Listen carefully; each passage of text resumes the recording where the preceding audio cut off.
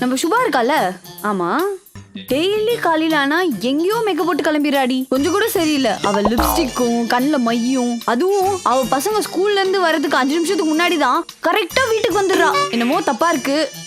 அக்கா, அவ கடை வச்சிருக்காக்கா. கடை வச்சிருக்காளா?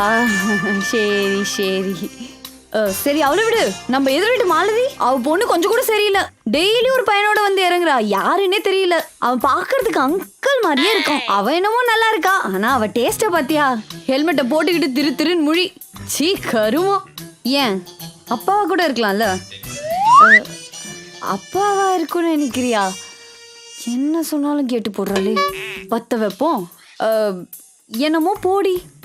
எனக்கு என்னமோ அந்த ஆளை பார்த்தா உன் வீட்டுக்காரர் மாதிரியே இருக்கு. என்னக்கா சொல்றீங்க?